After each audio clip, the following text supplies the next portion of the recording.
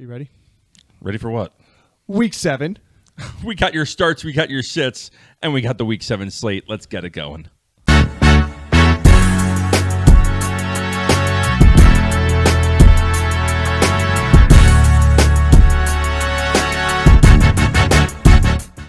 And welcome back to a Standard Fantasy Football Podcast. I'm your host, Jono. And I'm your host, Chris. And we are jumping into the Week 7 slate. It's been a fun ride so far. Lots of injuries. It has not. Lots of injuries. I renamed my team weeks ago. Actually, it was probably renamed my team week 1 to questionable. You did. And I'm not taking it away because my bench is still questionable constantly. Everyone's bench is. My starters are questionable. Yeah, everyone says. It's that time of the season where it is really just injuries and backup players right now. But the good news is we're getting a couple guys back off IR. We're getting people off of the PUP list.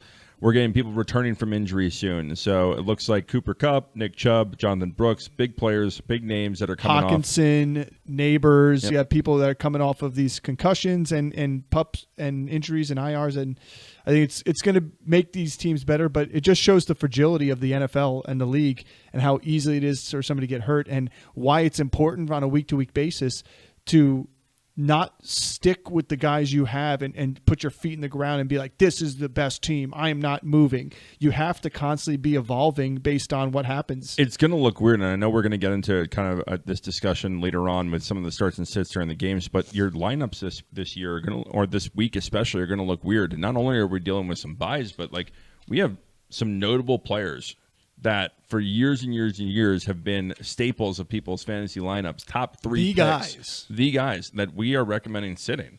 And it's a weird feeling to see the likes of Bub Means and Romeo Dobbs being started in a wide receiver 1 or 2 position. Yeah. Well, before we jump into starts and sits, don't forget to like and subscribe. Hit that notification button so you get all the drops. Yeah. Again, if you have questions, you want trade advice, whatever it may be, throw us a message.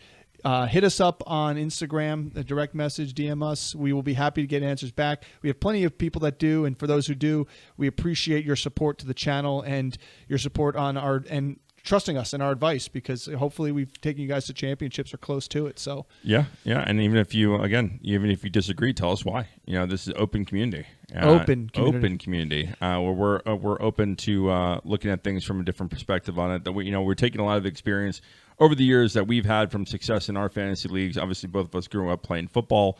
We understand the sport. We understand diehard fans of the game, not just our teams, but because just note this.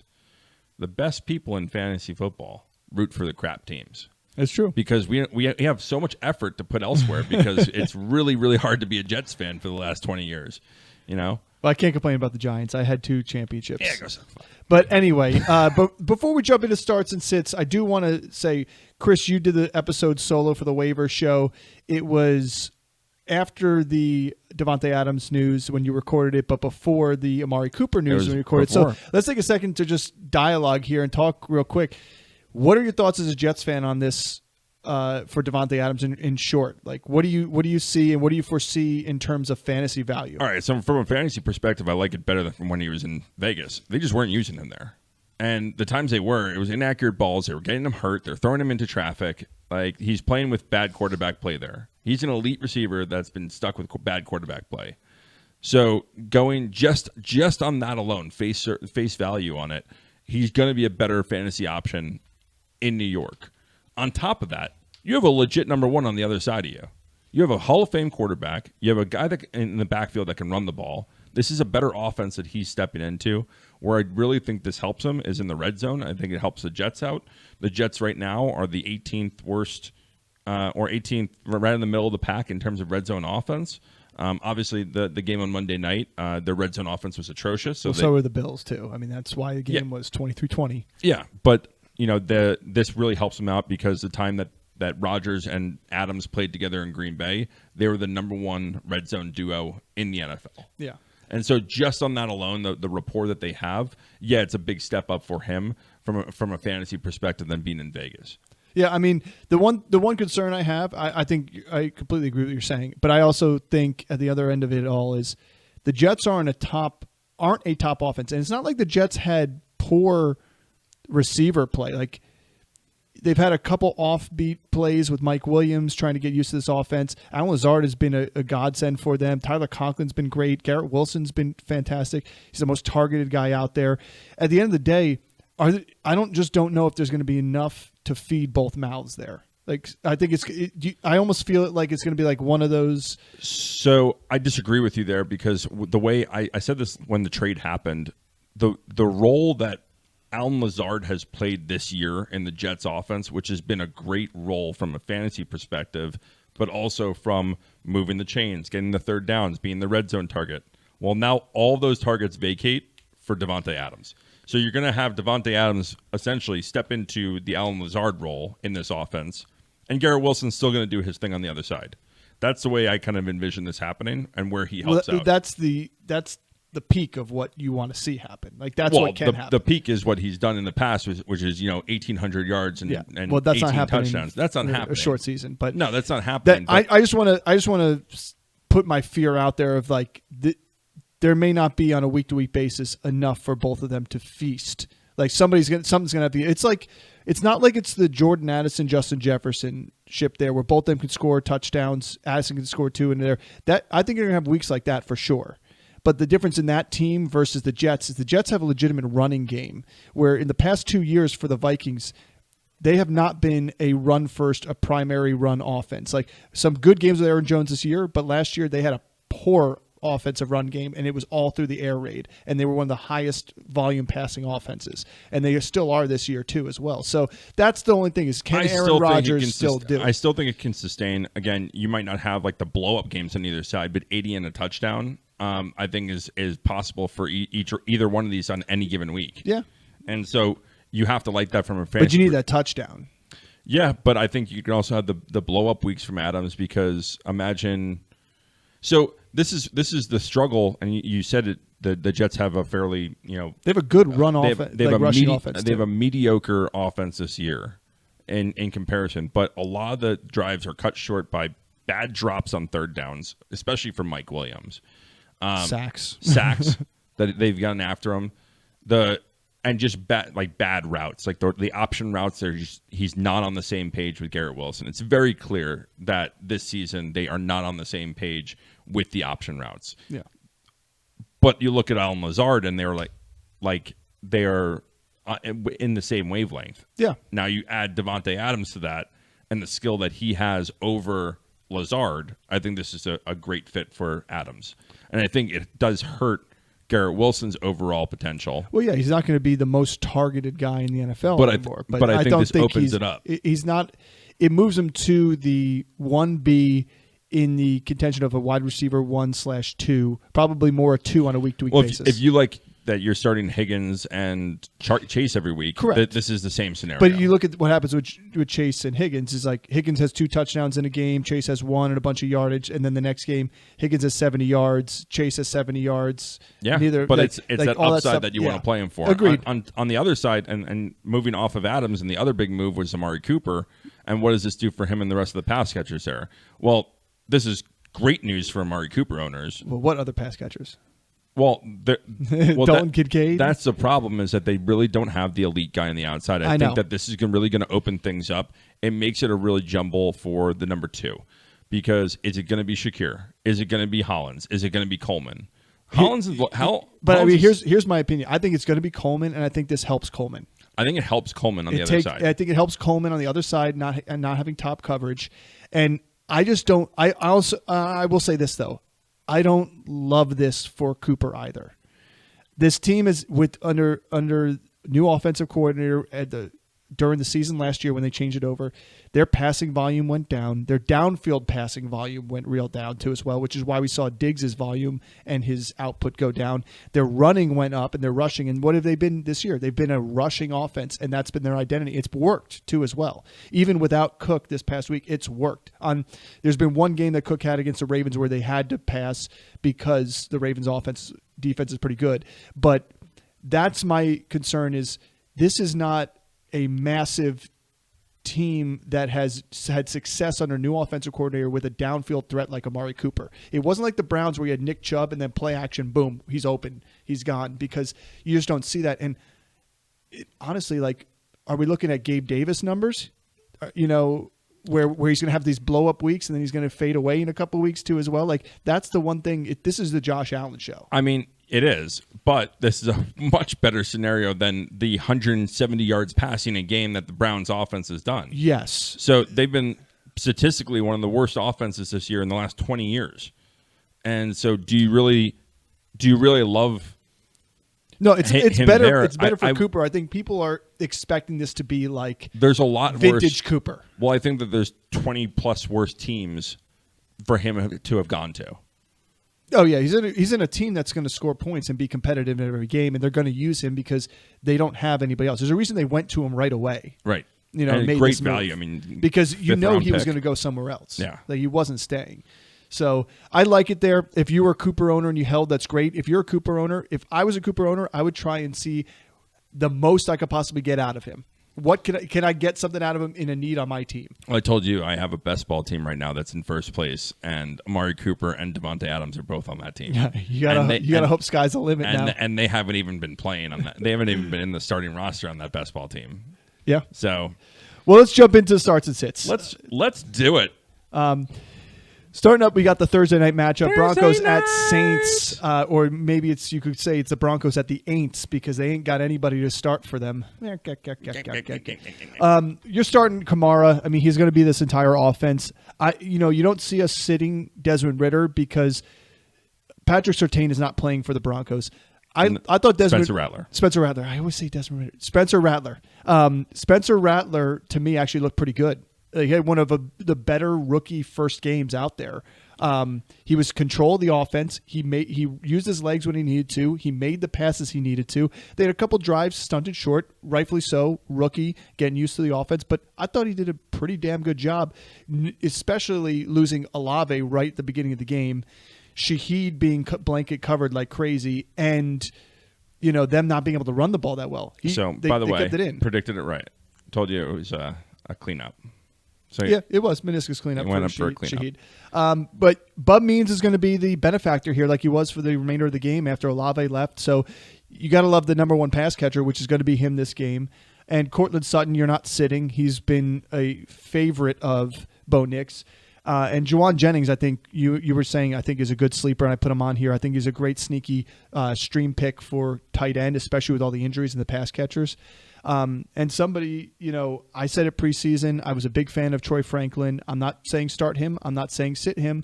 I'm saying stash him. I think this is one for the remainder of the season to try and stash Troy Franklin. He had a increase in his snap percentage immensely. He went from like nothing to over 60% of the snaps.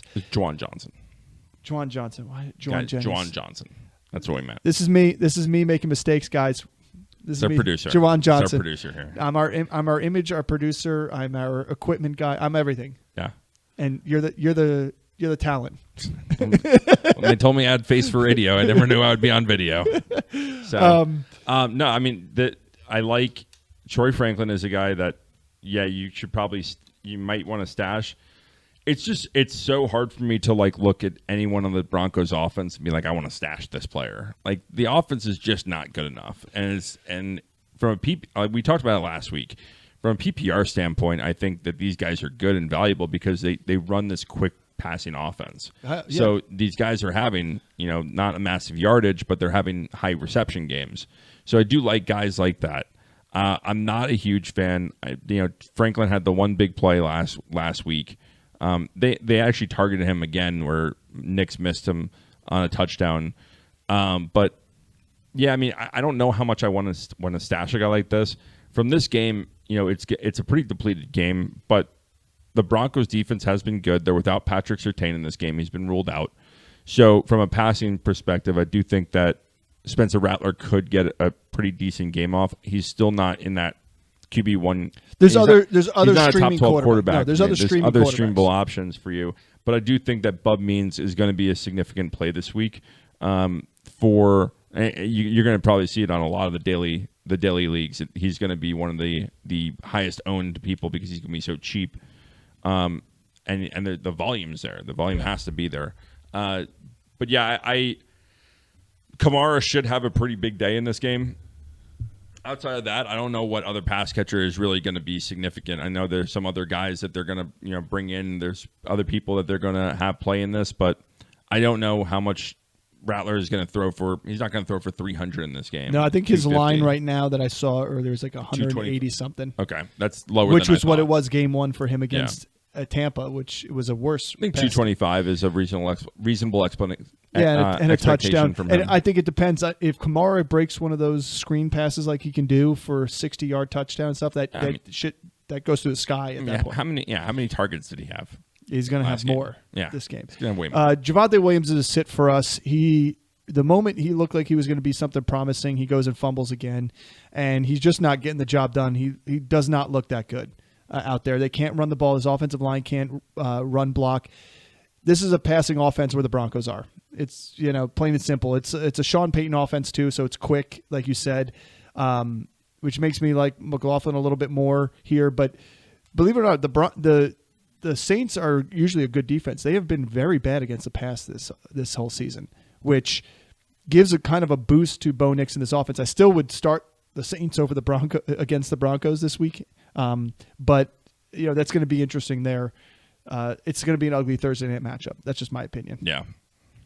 Move on to the early morning Sunday morning game in Another game from London. You've got the home team Jacksonville, as it is, against the Patriots. I think Drake May is a good streamable start here. 3 touchdowns as in his first game. He did throw 2 picks. I know you're going to make sure we mention that one there, but he just looked good after he got some of that rust off at the beginning and felt a little bit more comfortable. And the game was out of hand. I get that. But the Jaguars are one of the worst defenses against quarterbacks in fantasy football. Yeah. Plain and simple. It'd be fun if Mac Jones started in this game or playing this game. Mac Jones, Drake May, 10 versus 10. Yeah, it'd be great. And this is going to be, we said this, me and you talked about it offline, but this offense looks significantly better with Drake May. And we knew that was going to happen, but the point is that I still think that he's going to be under a lot of pressure. The offensive line is not great. They don't have a great running game right now. And so there's not a lot of support. There's going to be really rough games from him. I like him playing this week. Again, the Jaguars, this is a home game for them in London where they love to play their games. They're usually pretty good on the second week because they've been in London for the last 2 weeks. Yes. And the Patriots still need to fly to London. So they're usually good on that second game. So I do expect that the Jaguars come out and do have a pretty good game.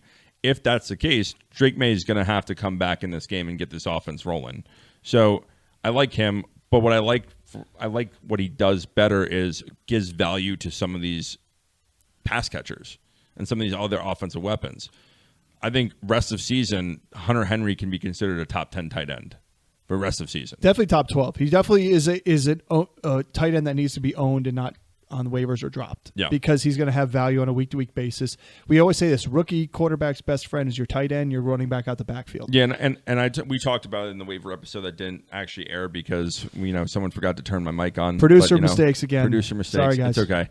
But we did talk about it in there that with Pop Douglas and these wide receivers that I want to hold and wait and to kind of see who emerges as the wide receiver that's going to be a favorite target. Is it going to be Butte? I don't think that there's going to be multiple receivers on this team that you want to own. No, who's going to be the guy that you want to own? I think there's going to be two. I think, to me, if you look at Kayshon Butte and what he did in college, he was a big playmaker like these Jeffersons and Chases. Not as good as those guys, but hold on. You can't use that argument because every player that's in the NFL was a big-time player in collge and making big-time plays in college. No, I'm just saying. Because Polk did that. Javon Baker did that. No. Javon Baker was a streamlined guy. But it was big play. If you look, listen to what I'm saying. Butte was at LSU, okay? He followed after Chase and Jefferson. He was the guy there. No, I'm just saying, he would have been a top draft pick in the NFL had he went to the NFL right after his junior year, and then he had an injury and had a terrible senior year. I'm not saying he's the best, but I'm just saying he's been in the league for 2 years now, 3 years. This is his third season in the NFL. And you could see the types of catches he can make. You could see the threat he is down the sideline, and everything. They don't have somebody like that right now. And Kendrick Bourne's coming off ACL injury. He's not going to be that guy, I don't think. The one guy I do like is Pop Douglas, and that's because the short guy underneath routes are going to be open and open off. He's quick. He's a yak guy too as well. That's why I like him. But you're right, though. My point is I just don't know who it's going to be. Agree. I don't either. And we saw Butte with a big catch. We saw Pop Douglas with a big catch. Well, we've seen Butte do that all preseason, and anytime he's got an opportunity. I know, but one big catch a game is not going to. Again, is he going to get 4 targets and 2 catches, and Douglas is going to get 9 targets, 8 catches? Well, we don't know that. That's what I'm saying. That's why I'd rather wait a week. And this is a good, I guess, second week going. This might be a good. Against a terrible defense, I think it give you kind of an idea. It give you an idea on who they're coming out and who they're going to target, who they're going to attack, and how they're going to use these guys on the outside. Outside of them, I don't want to start any of them in this game. I'm going to start Hunter Henry. I really like him in this game. Again, like I said, top 10 play the rest of the season. Yeah, Ramondre Stevens is a start if he plays. Antonio Gibson is a shaky start if you had to. If Ramondre doesn't go, he did not look like he had any burst coming out of that backfield. It was a tough rush defense, but really his money making is out the backfield pass catching, which does help. And you're starting Evan Ingram here for the Jaguars. We both believe you should be sitting Gabe Davis, and we put Jalen Polk's name on here because he is like the flashy new thing on there, and everybody wants to see that work, and it hasn't been the case. But again, what Chris was just alluding to is we just don't know yet now that it's May here. May is willing to drive the ball downfield a little bit more. The reason I like Dre Make as a start this week is he has rushing upside. He rushed over 30 yards this past game on 5 carries. He did it throughout college. We've seen him do it. So he has that rushing ability that we see from closer to like a Daniel Jones type of rushing ability, where he's not going to go like Daniel Jones did a couple years ago, but he's going to end the game with, 25 to 50 yards on the ground, depending upon how much he's got to scramble. So I like that ability. It adds value, as we know, in fantasy football. Talk about the Seahawks at the Falcons here. Battle of the Birds. I honestly, you're going to pretty much be playing most of the starters here. This could be one of those shootout games. Both offenses have been passing the ball really well. You're starting both the running backs for the Falcons because we just saw there's an ability to play both of them, and both of them have fantastic finishes in fantasy. Drake London's actually playing the way he should have been, and if you were drafted in the second round like he was going in these off seasons, well, he's paying dividends at this point. For sure. Yeah, that scared me drafting that early. Yeah, it scared me drafting that early. I knew he was going to have a good season. I didn't think he was going to have that kind of upside to him. I mean, he's looking good now. Outside of Drake London, me and you kind of talked about it before we started filming here, is who outside of him, pass catching wise, who do we like there this week? And I think we're going to have weeks where it's going to be Kyle Pitts, and I think we're going to have weeks where it's going to be Darnell Mooney. I think Ray McLeod is getting touches in this backfield or in this wide receiver core. They're getting him involved in games. This is a week where I really do think Kyle Pitts is going to kind of come out, and we saw a little spurt of it last week, and I think they just need to get him more consistently the ball. See, the one thing I've always thought about Kyle Pitts and watching his game, and it disappoints me, is I've never feared him or never seen him as being a red zone threat. No, he's really not. He's not, and he doesn't get open in the red zone as much as you would like him to. And you wonder, is like, where are those red zone targets going? Well, one, they have a good rushing offense in the red zone, right. But two, Drake London is a big body contested catch type of receiver too, so that helps there. And Mooney finds the open area, especially in zone coverages. I just never been like, that's the only thing that bothers me is like if Pitts is going to get in the end zone, it's going to be outside the 15, outside the 20, and it's going to be a bigger play. It's going to have to be. I mean, that's been his struggle his entire career, is getting in the end zone. Yeah. And for Bijan and Tyler Algier was one guy we talked about during our waiver pickups, and this guy, you need to own this guy. He should be 100% owned in all leagues, period, because he's playable, at least in a flex role. Yeah, he's a playable.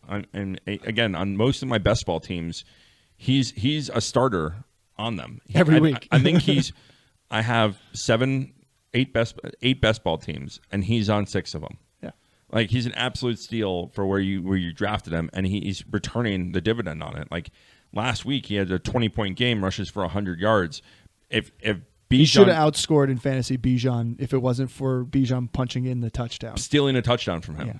Algier doing all the work, but then Algier steals a touchdown from him in the red zone too. So it goes both ways. I mean, that's a fear that you had. That's a fear I had drafting Bijan as the number 1 overall running back. Yeah, it's a good offense. Both these offenses should be good. I expect the Seahawks to really bounce back and really take it to the Falcons in this game. DK we like, Tyler Lockett we like sitting. JSN is a soft start for us, which is why he's not on the start list, but he's not necessarily a sit. He's getting the volume. He's getting the targets. It's what is he going to do with it on a week-to-week basis. Yeah. Texans Packers. I mean, this could be the game of the week. There's so good. I like that Seahawks Falcons matchup. I'm going to be glued to this Houston's Packers matchup. And the Buccaneers and Ravens. Bucks Ravens on Monday night. Great. I think there's some stinkers too. Don't get me wrong. Yeah, it happens. And then there's some fantastic starts for fantasy players too. But I think this game, the Seahawks Falcons game, and then the Giants Eagles with Saquon's return to MetLife. I think that's going to be an exciting one to watch. You know Saquon's going to have like 4 touchdowns in that game. And I'm going to cry. And I'm going to be at a ball on the floor. Yeah. I know. I want to film it and then post it next week. I still have a Saquon jersey at the house. It's my son's jersey. That's why it's not burned, because I don't want to. So you're going to start him? Of course I'm starting Saquon. Yeah, so. Anyway, let's talk this game here. Who are we starting? Well, we're starting everybody. The only ones I would say are the defenses here. I really had to tell John when setting this up. I'm just write everyone. Yeah. Like if you have a starter in this game, you should be starting them.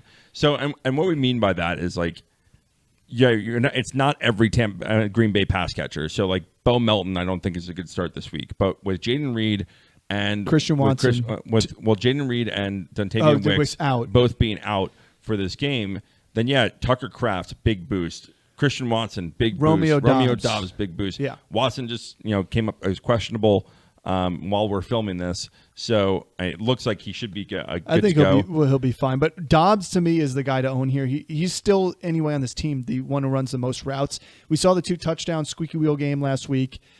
He's a red zone threat. He gets the touchdown. Call it a squeaky wheel game one more time. It was. The guy was suspended for not showing up to practice because he didn't like his target percentage per route run here. Yeah. And so there's no more squeaky wheel than getting suspended for not showing up to practice. Yeah. Outside of T.O. doing sit-ups in his driveway and Ocho Cinco crying. But T.O. cried. Yeah. Well, yeah. It's my quarterback. It's my quarterback. It's my quarterback. You're like 2 seasons, bud. You're starting both of the running backs in this game because they're both actually premier backs. I have Josh Jacobs as a softer start. I'm not saying don't start him because you have to start him. You invested in him, but he is sieving a lot of carries to the backup running backs, which happens to be Emmanuel Wilson right now.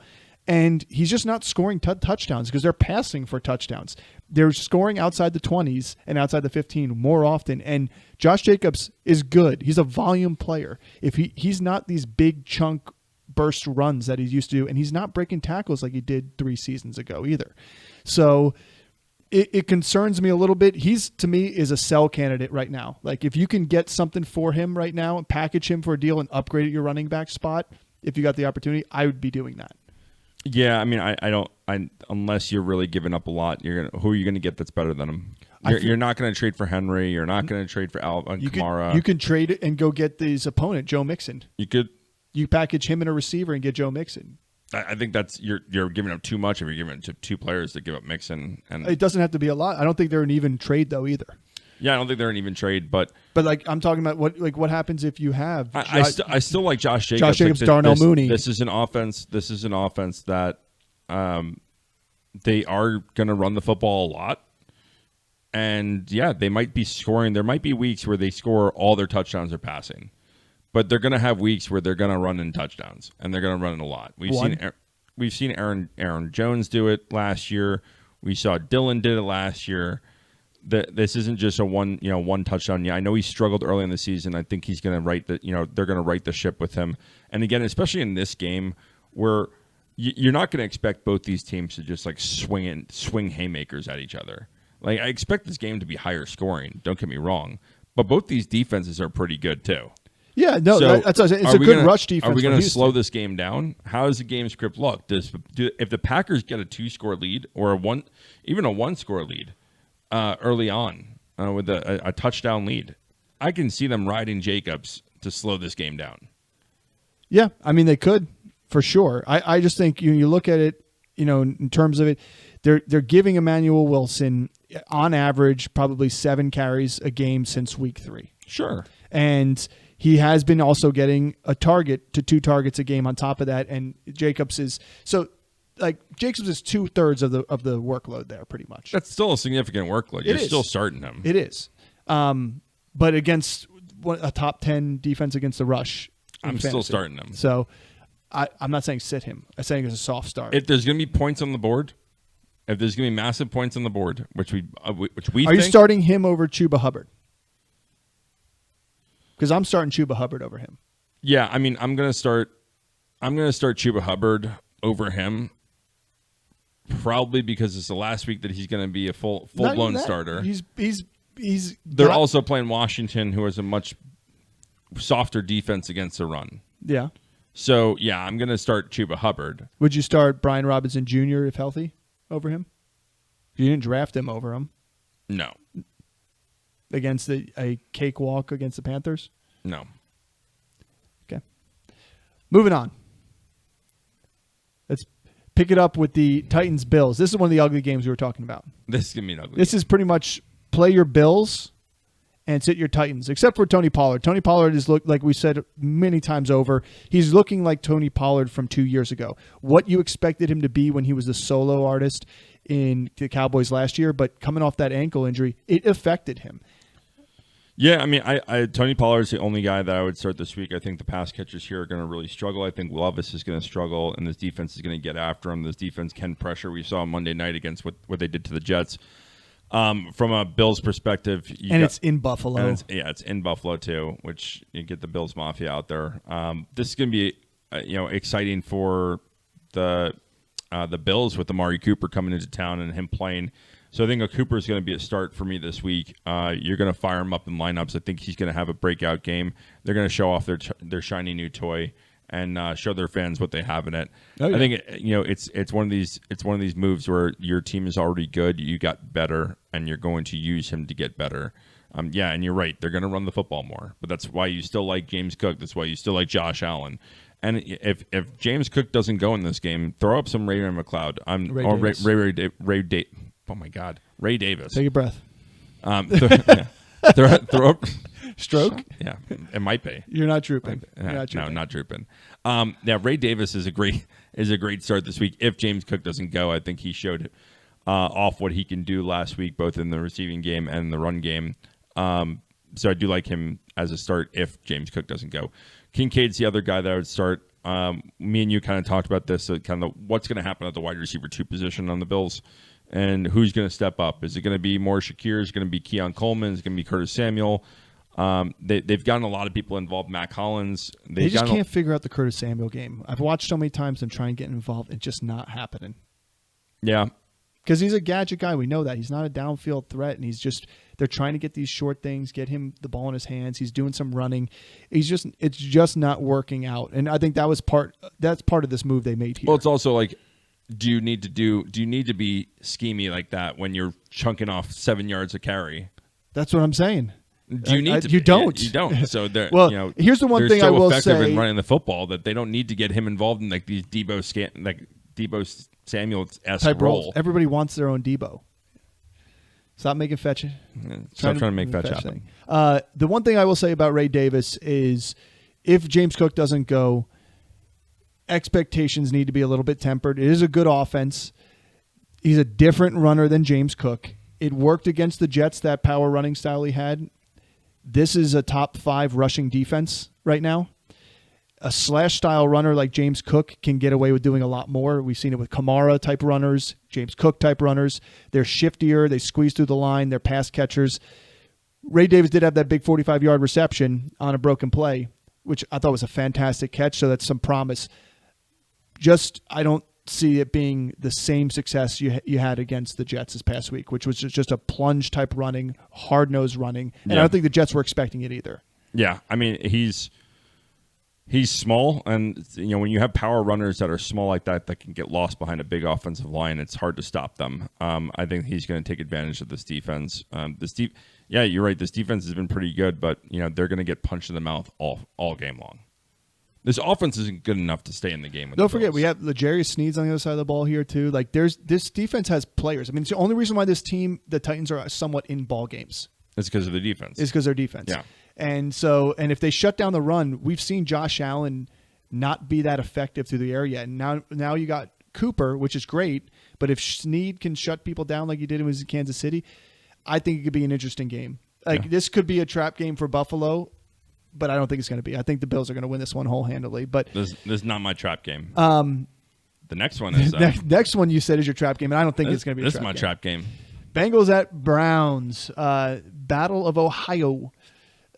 You're starting Burrow, Chase Higgins, and I'm saying Chase Brown. I'm saying sit Zach Moss. We've seen the route participation has gone down completely for Zach Moss. On top of that, we've seen more yards per touch for Chase Brown when he gets the ball. He's a chunk player. He's a slash type runner. We just talked about that. I still think Moss gives them a different dynamic, and they're still going to rely. Yes, Brown is going. We all knew Brown was going to cut into the workload at some point this year. Now, Zach Moss has still been an effective runner, especially down by the goal line. He's a change of pace kind of guy. Yeah, but Chase Brown has been a big-time goal line guy, 2-point conversions. He's been getting passes out the backfield in the red zone. Yeah. So I just think it's this team is leaning into him heavier. They are, but I think that there's how many carries a game. It's going to be a 50-50 backfield. And if you like Chase Brown, Chase Brown has the explosive aspect to his game, but Zach Moss has been effective this season. So I'm still rolling with both of them. The other side of this ball, you're going to start Chase, Higgins, and Burrow, is the Browns, which big changes on their offense. Oh, yeah. A lot of, obviously, they trade Cooper away. Jerry Jeudy's going to step into a bigger role. Elijah Moore's going to step into a bigger role. Jerry Jeudy in a bigger role. Yeah, I know. But then you also have, Jerome Ford, who's going to be out this game. Nick Chubb coming back off of IR, going to play in this game. He's practiced all week. He's looking like he's revved up and ready to go. You'll see him listed as a sit right now, and there's a reason for that. I don't think he's going to come back in and take the bulk of the work. I think that they're going to ease him back. Now, we could be wrong. We've seen games like this in the recent past when a guy comes off of a list, and if he's ready to go, he's going, and they're going to give him the full workload. Yeah, I don't think based on the nature of his injury, I just don't. It was a little bit different, but again, the length of time for recovery has been so long. I just don't love this team. Like, even Nick Chubb being one of the most prolific runners that we've seen, especially of our generation out there. This offense is so bad. Of our generation? You think so? One of the most. I mean, his yards per carry is going to be one of the highest out there. Like, I think it's still over 6. Okay, just saying. I would say he's one of the most pure runners we've ever seen in a while. Sure. Too. Anyway, talk for another time. Nick Chubb, I think, is going to still have difficulty. Not a pure runner. Curtis Martin. Okay, yeah. What are their averages? Let's go see. A lot of, Tiki Barber. Yeah, Tiki Barber. But listen, there's names out there. I'm saying one of. I didn't say the. Jamal Lewis. All right, what did I say? Another time. Nick Chubb. The bus. I think is still going to have a difficult time with this offensive line. I don't think this offense has struggled on all facets. Yeah, this offense has really struggled, and that's the big thing for me is I don't, and there's a lot of murmurings around Jameis Winston taking this job, and I think that it'd be beneficial. I think it's a week too late. Yeah, I think that's a huge potential of Jameis Winston starting in the next coming weeks, and I said this in the episode I filmed. I said this is my speculative ad for this year, right, or for this week, is just to get on everyone's radar. You should be following what's happening in this situation. Yeah, and that was when they had Amari Cooper. Do I feel the same way now? An hour after I filmed that. No, I don't feel the same way. No, now, I don't think it makes any. Here. I don't think it makes any sense for them to start Jameis Winston without Amari Cooper there and only Jerry Jeudy. And I mean, how about the Jets package together Hassan Reddick and Mike Williams, and they get Miles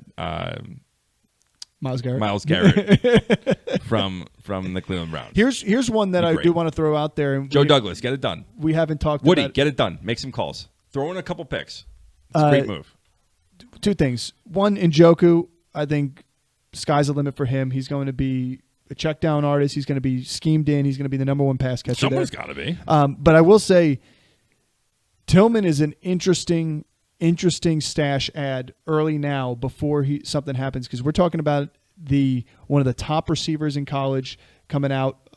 He had the ankle injury, so he ended up giving up all to Jalen Hyatt the year after out of Tennessee. But Tillman was a fantastic wide receiver in college. Big playmaker, big body, strong guy. Yeah, he did the year beforehand. So I think that's a good speculative ad in deeper leagues to take a look, because someone's going to have to catch the ball, and I think he's better than Jerry Jeudy. I mean, a lot. So Elijah Moore's out there too, but they've got to see what they got in these youth. Yeah, when you get to a point like this in the season, it's hard because you'd love to see the talent on the field, but the fact is, this offense has been so poor, especially throwing the football. What do you really expect? Even if you get the wide receiver one on this team, look at Amari Cooper's numbers. Yeah, I agree. Well, something's going to change. Someone has to change. Yeah. I mean, they're bad. But this is my upset for the week. I think the Browns defense is going to keep them in this game. I think the Bengals have looked susceptible at times to having poor showings on both defense and offense. No, let's reword that. The Bengals play to their opponent. All right, let's reword this. The Bengals are going to lose this game. No. I'm just saying the Bengals are going to play to their opponent. They do it any game they do. If it's a shootout, they're in the shootout. If it's a defensive game, they're in it, and they're not scoring points. It's plain and simple. I mean, the Giants game is a perfect example. There's no reason why they shouldn't have. I mean, the Giants played good defense, and they got the good pass rush, but they could have lost that game just as easily as winning it too. So I don't disagree that this could be a trap game, but I also think the Bengals are just too good to lose this one. If you say so. Well, talk about a team talk about an ugly one. Dolphins at Colts. If Anthony Richardson plays, we may see just a rough game of football here, especially through the air. And there's no Jonathan Taylor. We're going to see a rough game of football either way. Well, it just could be Devon Achane everywhere. He could be the start of the week for the NFL right now for fantasy football, because who else is going to touch that ball there? And the Colts are terrible against the run. I have Tyreek Hill as a start here. I know you don't agree with it. It is more of a start. If you can flex him. It's hard to sit a guy like Tyreek Hill. Not just the name, but just his ability. Yeah, we alluded to this in the intro. Is this is a guy I'm sitting. I'm sitting Tyreek Hill this week. I don't want to start him. Since Tua has been out, he hasn't topped over 75 yards. He's not gotten a single touchdown. They're not throwing the ball downfield. They're not able to get him the ball in space. People are keen on him. You don't have to guard the medium or deep route because you're not throwing it there. Yeah. So a corner just has to guard the short routes on him. They can bracket coverage him underneath. And really, there's no threat. They're going to stack the boxes and stack in close. There's the offense is not threatening, and even with Achane, I don't even see him having a number one overall performance because he's facing stacked boxes. They're daring them to throw the ball. This isn't a too high safety look that they're doing. Here's the only thing I will say here, and I want to put this out there because this holds a little bit of weight. They're coming off a bye week. What kind of weight? 5 pounds? 10 pounds. 10 pounds. 10 pound okay. weights, yeah. All right. It's curlable. All right.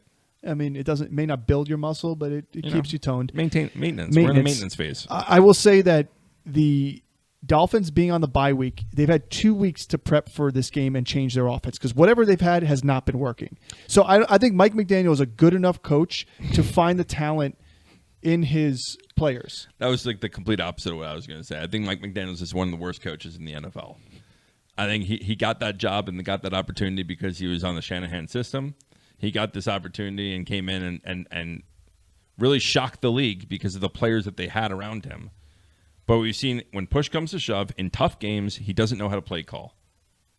He doesn't know how to play call because when you don't have Tua in there, a guy who is an accurate passer and can get the players the ball and can read a defense, they don't have anybody to play. The biggest mistake. Malik Willis won 2 games with Green Bay. Yeah. With a less talented roster than Miami. Yeah. And Miami's offense has been vomit worthy. All I'm saying is at the end of the day, all the Dolphins needed to do was go get a guy, a veteran like Joe Flacco, and they would have covered their ass in a situation like this. That he would have been able to drive the ball downfield, accurately past his playmakers. We see what Flacco did for the Browns last year. We saw what Flacco's doing right now with the Colts. But there's other people out there that could have done that were backup quarterbacks. Yeah. Yeah, and they just made the mistake of saying, "Oh, we're good with these guys we have here. We're not scared. Tua played a whole season healthy." It's this almost overconfidence in Tua. It was. That's not protecting yourself from this. It makes sense to do what they did if you weren't right at the championship caliber level yet. But they are going for championships. They're in this window right now. You can't fuck around. Yeah. Yeah, they're in the window, and they're going to blow these chances. Do we have to talk about this game anymore? No, sorry. We didn't even talk about it. Anyway, you can see it here. Jalen Waddle, A.D. Mitchell are sits. We just don't, especially if Anthony Richardson plays. If Joe Flacco plays, I would take A.D. Mitchell off the sit list as a possible sneaky sleeper play. Yep. Lions-Vikings. This is a game to talk about. This is a game to talk about. Actually, it's actually we should talk a lot shorter about this one because actually we could probably move on. If you have a start in this game, play him. Yeah. Like that anyone that is a starter in this game, you're not starting. I don't think Naylor or Tim Patrick. You don't need to start them, but Jameis Winston is on. Jameson Williams is not on this list. He should be on. You should start him. If you have a guy that's going to be getting significant playing time in this game, start them. Divisional game, both two high-powered offenses, two defenses, two teams with huge winning records, undefeated team coming in. Yeah, I think the Vikings keeping their undefeated streak going is a big one against the divisional rival. There's a lot of talk about even though the Vikings are 5-0, the Lions are still the favorite to win the division. The Lions are still the better team in the division. This is a big game. This is a Vikings. big game for both of them. Yeah. To kind of approve it, and especially Aiden Hutchinson getting lost for the season with that Gumby knee. Or Gumby leg. Freaking airhead around his team's shin. But if you have any starter in this game, I know both quarterbacks. Who should you play? John, we were talking about you like Goff over Sam Darnold. No, I like Darnold over Goff. I'm sorry, you like Darnold over Goff. Yeah. So because I still think both of them are startable. Yeah, I think they're both startable too. I just don't expect. I think a 5-touchdown game against Goff. But here's the only thing I will say. I wouldn't be surprised if he did that though, because of the coaching style that they have in that back office. You are getting this no holds bar, put the foot on the throat of the other team and just take it to them, and they're going to find ways to try and score here like crazy. Well, they know what players are on the other side. I think there's going to be a Jahmyr Gibbs game possibly here because I think he's a little bit more dynamic than Montgomery. Sure. The one thing I will say is keep an eye out on Hawkinson. His practice window is opened up. This was one of the games they talked about doing. It's the game last year where he got his ACL torn. It's his old team on top of that. So all these things are playing into it. If he can get out in that field, I think they're going to find ways to get him the ball too, which is going to open up Justin Jefferson, and it's going to open up Jordan Addison too. I think we're one more week away from Hawkinson. I think so too. I don't think he's going to play. But I'm saying if he does play, that means he's ready to go. Yeah. They're not playing if he's not ready to go, so that's something to watch. I would throw him in his starting lineup if he goes because this is the type of game to do it on. I think that especially from the tight end position, these kind of recoveries are going to be a little bit more cautious with than the Chubbs, the wide receivers, the running backs that come back.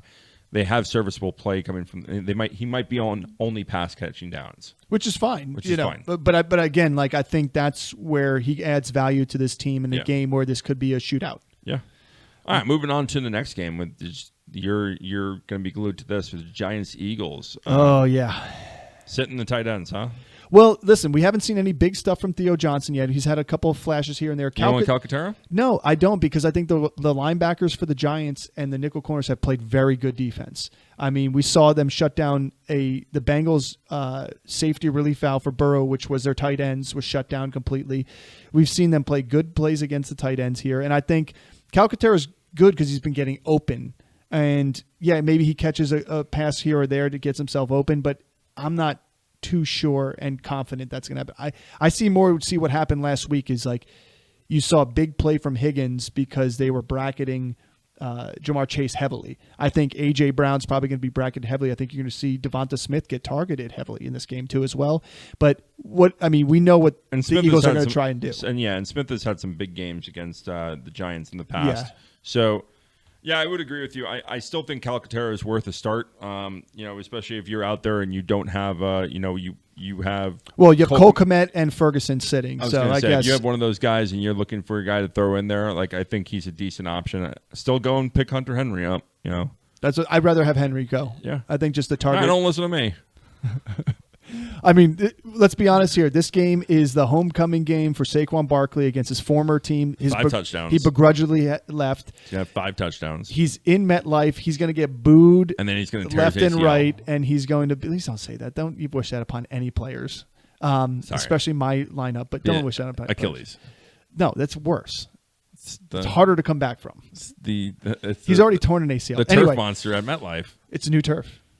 Yeah, I'd like to see the stats. I think everybody's pretty much healthy over there so far. So anyway, I think Saquon is going to be. He could be the start of the week here this week, just because even though the Giants played the game really well, where did they falter the most? We saw them stuff Zach Moss a lot, but they couldn't stop Chase Brown in this past game either. And the game got the nail in the coffin was a Chase Brown big touchdown too. So and we know the home run ability that Saquon has. We have no. Here's the other part. You have no Thibodeau on the outside end. He's week to week. He could put a Mega Man arm on and go out there and cast it up, or he could still be out. Ojulari had a good game, but they're facing a better offensive line than they did for the Bengals. So I actually think that this is another game that could be an upset alert. Giants over Eagles? Giants over Eagles. Yeah, I think so too. I think the Giants defense is very, very underrated. And we talked about it last week, or we talked about it on Monday's episode that didn't make it out there. I'm going to drop that as many times as I can into here. But if the Giants offense plays the way they did on Sunday, this is a good offense. Well, here's the hard part. Andrew Thomas is done for the season. Yep. And he was arguably the best top 3 tackle in the NFL. I understand that. However, the way they ran their offense was get the ball out of Daniel Jones' hands in under 2 seconds. And if they can do that, where they're running these short routes and getting into Tyrone Tracy's hands and Darius Slayton's hands. Well, if Neighbors comes back, too. If Neighbors comes back, this could be a good offense. Darius Slay's out, I think too. If they run hurry up or a speed offense this week, the Eagles can be in trouble. I think the Eagles' defense struggles under pressure. Definitely against the pass, and they have against the run. Yeah, and so I think if you speed the game up, this could be a chance for the Giants to upset this, and the Giants' defense is good enough to keep them in the game. To keep them in the game, because the Eagles' offense has not been overly impressive. No, they've almost played to their opponents too, kind of like the Bengals. Yeah. So, anyway, moving on. We'll keep it going here for you guys. Go to the Raiders-Rams battle of the we wanted to be in L.A., but sorry about it, we got L.A. Yeah. You've got Stafford. But we used to be L.A., but we also used to be L.A. Yeah. We're better L.A. L.A. We're just a better L.A. team.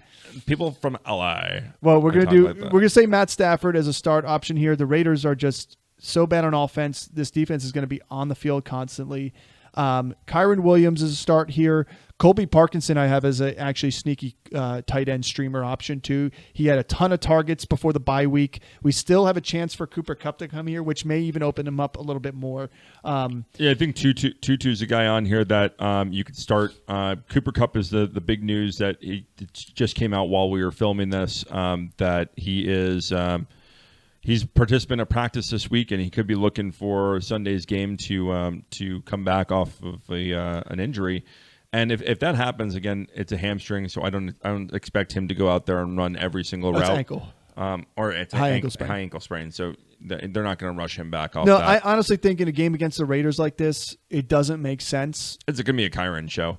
On the flip side, that we don't have, it says sit your Raiders. I don't necessarily think that. I think Jacoby Myers is a very good start this week. I think Trey Tucker could be a very good start. I don't think so. I don't think for any of them. I think this Rams defense is a decent. You like Madison? I had him on here earlier, but I don't have him as a main sit. Madison is terrible in yards per carry. He's finding his way in the end zone. So yes, he's got value coming out the backfield. Brock Bowers is the one guy you're 100% putting a stamp on. I am starting him every game rest of the season. Yeah.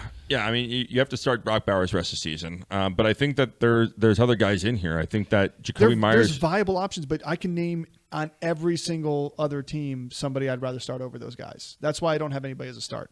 Yeah, I mean, I think that. Again, this is the conversation I had right before this. Is the Jacoby Myers? I think is a better start this week than Tyreek Hill. I disagree with you there, but let's keep moving. Keep on moving. Panthers at Commanders. This is actually a fun one to watch because the defenses are so bad. This is good for fantasy. Andy Dalton's going to tear it up. Deontay Johnson, Jay Chuba Daniels. Hubbard, Terry McLaurin. I mean, read the names on here. I would start any of these offensive players here. Zach Ertz is a viable option at the tight end spot too. I like him a lot. I'm not playing either of the defenses here. No, I think the Commanders could be a sleepy pick, a sleeper pick if you wanted to throw them out there. There's better options, but if you're really desperate and you have a terrible matchup and you don't, I'd rather go play the Chargers against Arizona on Monday night, who are lower owned. They're low owned. I'd rather play the Rams against the Raiders. I'd play the Rams or the Raiders. Yeah, like stuff like that versus like trying to dip down to the Commanders. But yeah. I'm just saying that. I mean, there's going to be at least one turnover. Andy Dalton has not played perfect football. They can get to the quarterback. So it's a decent option. But this is going to be an exciting game of offense to watch. So strap on in. Xavier Leggett is even a sleeper option for me, I think. Yep, I think he could be decent here. Yeah. Chiefs at Niners. This is going to be a good game here too. But you're starting your studs here in this game. You're not sitting anybody. The only person I would say Ayuk would be the only one that I would say maybe as a soft sit. Yeah. Because he's just not producing. You're full on starting the Garendo? If Jordan Mason doesn't go, I'm going to. I think the Chiefs are a good rush defense, but the difference between Garendo and just another fill-in running back is this guy's got top speed. This guy's got breakaway speed. I think he can get some chunk opportunities, and all he's got to do is get in the open space, and he's going to be dust. So that's the one thing I like about him. You like Juju in this game? I don't. I do, and this is my whole take on Juju. They haven't made a trade yet. There's a reason why the Bills and Jets went and got these big name guys right here. I know there's talk about DeAndre Hopkins here, but I want to talk about this: why the Chiefs are so good on offense. It's a system, and the system works well, and they want to find system people. They're also broke. Well, yeah, but Juju fits perfectly into the Rashee Rice role, which Rashee Rice was fit perfect into the system for, and it's a plug-and-play option. DeAndre Hopkins doesn't do the Rashee Rice role. No, I think we've seen since Rashee Rice has been hurt. In one game without him. We saw a huge influx in Travis Kelce's workload. Yep. So I think Travis Kelce is going to get a boost. I think this offense has transitioned to running the football. So Kareem Hunt is absolutely a fire up and play. Oh, yeah, 20-something carries. This is a really good defense, and this game should go back and forth. And, yeah, Juju could have a big role to play. We saw what he did to this defense in the Super Bowl. He is an electric player out there with Patrick Mahomes when he gets in, but he also can find his way to disappear in games. Correct. Now, if you like him in this game, that's fine. I think I'd rather stick to Travis Kelce in this game and Kareem Hunt. And I think there's going to be other offense that happens in this game. I think it's just going to be spread out. I don't think it's going to be concentrated. You don't see Xavier Worthy on here. I think Xavier Worthy plays his role on this offense. I don't think his role morphs because there's no Rashee Rice. I think they throw Juju into the Rice role, is what we saw this past game. Yeah. And I think you're going to see moving forward, which is why I like Juju as an option. Yeah, he's going to have some probably games where he disappears. But you just saw, 9 catches? Yeah, he had a 50-something yard catch to get 130 yards. He still got 80 yards outside of that one catch. That's a good, healthy amount of yards for a wide receiver on a team that's arguably has the best quarterback in the NFL. Maybe not for fantasy, but in the NFL. Yeah. All right. Your team. Yeah. Exciting. It's exciting. He's playing. He's suiting up. He's going. He's wearing the green. Whew. Looks good. You got Breece Hall, Devontae Adams as starters here. Garrett Wilson as well, because we did talk about the 1A, 1B earlier on. And then Aaron Rodgers, talk about the biggest benefactor of getting this is going to be a quarterback in fantasy purposes. He's worthy of a start here. It is a tough defense. But that being said, it's going to be tough to defend those two guys at all times. I also think the other guy that we don't have on this list is Pat Freiermuth. I think he has a good matchup in this game. If Wilson goes, which it looks like goes. Wilson's going to go, yeah. I agree. I think Freiermuth is a good option. Harris is a good option here. I have Pickens as a sit too, and we both agree because he's going to get top coverage. And it's not just that. I just don't know what this offense like. We've seen what this offense looks like with Justin Fields. We don't really know what this offense is going to look like with Russell. It could Wilson. be worse. It could be worse. It could be better. If it's better, you know what I'd like to see? I really like to see if they start working Roman Wilson in this week against the Jets. Good. Out the slot role, trying to get just some off coverage away from DJ Reed. Well, DJ Reed's banged up. He left the game on Monday. Let's see if he's back this week. But they should have good. You have a good. Michael Carter's going to be out as well. So that's their slot. They're going to try and take Pickens away, and outside of Pickens, but the Jets notoriously have been bad against running backs out of the backfield and tight ends. And so I think that both those guys, again, you saw Ray Davis. So Najee. I like Warren. Najee looked angry this past week. I think this is probably the best game I've ever seen him run in the NFL. No, he had some good games in his rookie season. Yeah. He's jumping over people and stuff like that. Yes, but they were for 5 or 6 yard runs. But he looked faster. Yeah. He looked faster Sunday. Yeah, I will say that. Explosive runs on Sunday, which was encouraging. I think Jaylen Warren is another good option in this game. I put him as a start as well, as a low-end flex play. I'm sitting Warren only because I want to see. He has not been healthy all season. He hasn't been, but so he's the type of player. To see. If he's playing in this game, he's the type of player that would destroy the Jets. Yeah, you're not wrong. You're not wrong. The Monday night games now. Woo! We got Ravens, Bucks, and Chargers at Cardinals. So let's talk about the Ravens, Bucks here briefly. We're starting the air offenses here because these are both good rushing defenses. But you're still going to start Derrick Henry because he's matchup proof. And the best running back in football right now. Yeah, and regular football right you're now. Sitting Rachaad White here. Rachaad White's still got the same problem he had last year. He is not doing it yards per carry wise. He's not looking explosive as compared to Bucky Irving.